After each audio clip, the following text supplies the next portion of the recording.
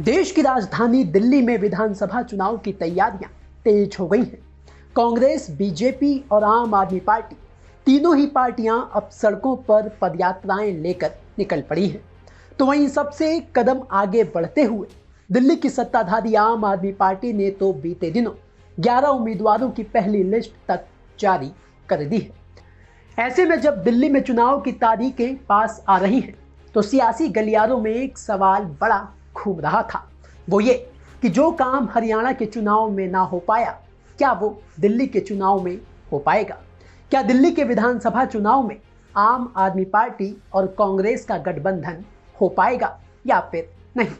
तो फाइनली इस सवाल का जवाब दिल्ली के पूर्व सीएम अरविंद केजरीवाल ने देते हुए गठबंधन की अटकलों पर ब्रेक लगा दिया है। सुनिए गठबंधन के सवाल पर अरविंद केजरीवाल ने क्या कहा। तो विधानसभा चुनाव की अब सुगबुगाहट शुरू हो गई है, गठबंधन की लगातार बातें चल रही हैं, तो क्या दिल्ली में कोई गठबंधन नहीं होगा?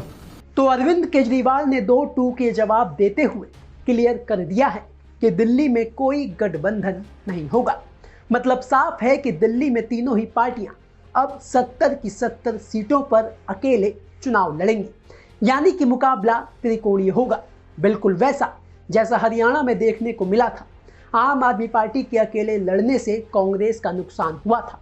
चुनाव से पहले कांग्रेस अपनी सियासी ताकत को मजबूत करने के लिए पूरी दिल्ली में न्याय यात्रा निकाल रही है। ऐसे में सवाल यह है कि कांग्रेस के अकेले चुनाव लड़ने से अरविंद केजरीवाल को कितना नुकसान होगा।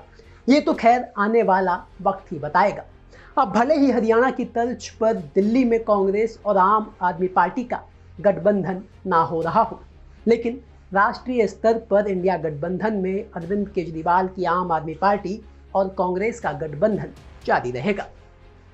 ब्यूरो रिपोर्ट, दिल्ली तक।